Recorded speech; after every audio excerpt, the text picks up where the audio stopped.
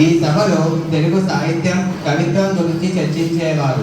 కృష్ణదేవరాయలు తన ఆస్థానంలో ఉన్న 8 మంది ప్రముఖ కవులను ఆహ్వానించి వారి కవిత్వానికి అంకితమైన ఈ సభను నిర్మించారు. అష్టదిగ్గజ కవులు శ్రీకృష్ణదేవరాయల ఆస్థానంలో ఉన్న 8 మంది ప్రముఖ కవులు. వీరంతా విశేష ప్రతిభావంతులు. తెలుగు సాహిత్య మహోత్తర సేవలు అందించారు. అష్టదిగ్గజాలు అంటే 8 మంది గొప్ప కవులని అర్థం. వీరిలో అల్లసాని పెద్దన్న, నంది తిమ్మన్న, దూర్జటి ప్రఖ్యాతులు. ఈ కవులు తెలుగు సాహిత్యాన్ని వ్యక్తింపజేయడంలో, కవిత్వానికి కొత్త మెరుగులు అద్దడంలో కీలక పాత్ర పోషించారు. ఇప్పుడు మన అష్టదిగ్గజ కవులను ఆహ్వానిస్తాం.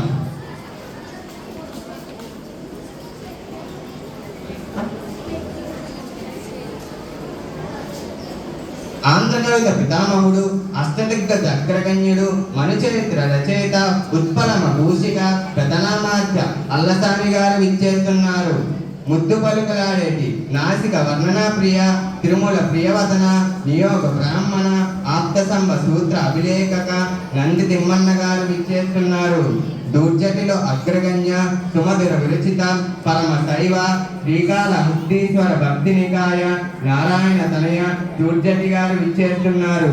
ప్రబంధ శైలి పనస్థాపక, కళ్యాణ మహత్య రచయిత, కళ్యాణ మంత్రలేఖక, రాజకవి బిరుదాంభూషిత, కందుకూరి రుద్రకవి అని పిలువబడే మాదయ్య గారి మల్లన్న గారు విచ్చేస్తున్నారు.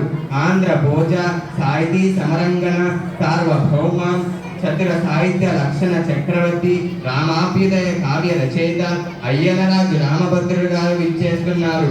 నవల పితామహ, శ్లేష కవీంద్ర, గరుడ పురాణాంధ్రిక కళా పూర్వోదయ రచయిత రాఘవ పాండవీయ ముద్రక పింగళి సూరన్న గారు విచ్చేస్తున్నారు.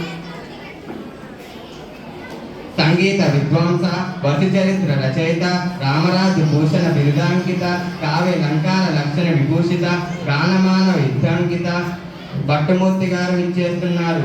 స్మార్తాశాఖ బ్రాహ్మణ, వికట కవీంద్ర, కలికా హృదయప్రియ, రాజశ్రీ బ్రాహ్మణ, పాండురంగ మహత్య రచయిత, హాస్య కవితాంభూషిత, శ్రీకృష్ణదేవరాయల ముఖ్య సలహాకార తెనాలి రామకృష్ణ గారు విచ్చేస్తున్నారు.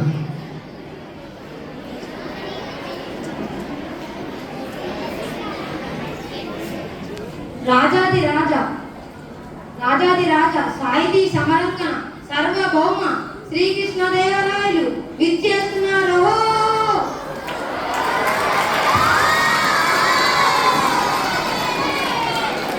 సాహిత్య సభలో ఉన్నవారంతా లేచి నిలబడి అభివాదం చేస్తుంటారు. రాజు ఏతించి రాజసింహాసనంపై ఆసీనులవుతారు. అష్టదిగ్గజ కవులకు, సాహితీ ప్రియులకు, పుర ప్రజలకు స్వాగతం. మా పాలనలో జీవితాన్ని ఆనందంగా గడుపుతున్న జానపదుల సైతం కొన్ని రసవంతమైన సమస్యలను పంపించారు. మీరు ఆ సమస్యలను రసవత్తరంగా పూరించి నేటి మూడి విద్య సభను రంజింపజేయవలసిందిగా నా విన్నపం. ఇక ఆంధ్రభాష ఇస్తూ పద్యపూరణ, సమస్య పూరణ మొదలు పెడదాం. రాయులు మాట్లాడాక అందరూ సుభాసీనులవుతారు. చిత్తం రాజేంద్ర, కవిచంద్ర, చిత్తం నేటి పౌర్ణమి సభను ప్రారంభించాలని నా అభిలాష. ఈ ఆలోచన నిజమే పెద్ద నామధ్య.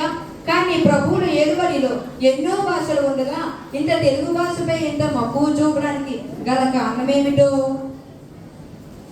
అదేమిటి సూరన కవి, మందార మకరందాలు జారువారే, తెలుగు భాషను ఇష్టపడని వారెందురే, తెలుగుదేలనందువా, తెలుగుదేలయన్న దేశంబు తెలుగేను, తెలుగు వల్లగుండ తెలుగుకొండ ఎల్ల నువ్వుల గొలువా, తెలుగవే భాషాడి దేశ భాషలంటూ తెలుగు భాష లెస్స. సభాసంతా కరతాళ ధ్వనులు చేస్తారు. మరి ఇంతటి తెలుగు భాష మీద మమకారం ఉండని వారు ఉంటారా?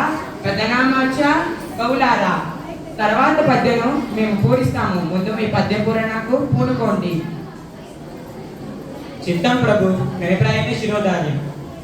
పెద్దనామాచ, మీ సమస్య పూరణకు పద్య పూరణకు సమస్య ఇదిగో. అగ్రజానుజులై రణుజాగ్రజులుగా. ఆహా, ఏమి సమస్య! అన్నదమ్ములు తమ్ముడనలయ్యారా? ప్రభు, నా పూరణ ఇదిగో. పుష్యమున్న భరతాగ్యుడు పుట్టినాడు, మెనసి లక్ష్మణ డాల్శ్లేష పుట్టినాడు.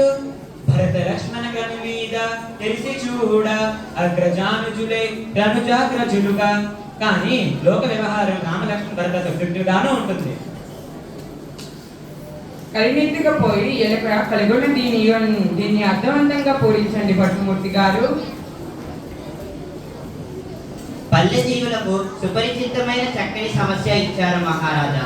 కరుల చిలుకలెత్తరు, ఆ కరుల చిలుకలెత్తరు శర్కరుతో నోరాచి ఆర్చి పిట్టుడతో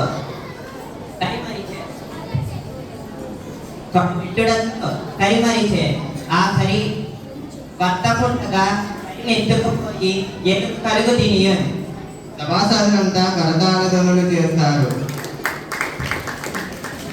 ఆహా, ఎంత అద్భుతపూర్ణ! ఎలుక ఏనుగుని ఎత్తుకుని పోగలదా? ఆ ఏనుగు రంగంలో పట్టున ఎలుగులు చిలుకలు మొదలతో బొమ్మలు. వాటిని వ్యాపారి పగలంతా అమ్మాడని, సాయంత్రానికి వాటన్నింటినీ ఎత్తిపెట్టి ఒక్క ఏనుగు బొమ్మను మర్చాడని చెప్పిన మీ భావం విలువెందుగా ఉంది. బహుబాబు రామభద్ర, కృతజ్ఞతలు మహారాజా. ముద్దు పలుకుల ముగ్గు తిమ్మన అందుకోండి. ఈ గాడిద ఏడ్చం గద్దన ఘన సంపన్న, దీన్ని పూరించండి.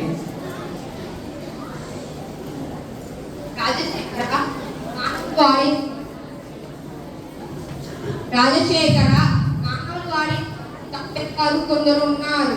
అయినా జంతువులలో దేనిని చూడలే. అయినా దైవ కృపతో నేను పూర్తించను.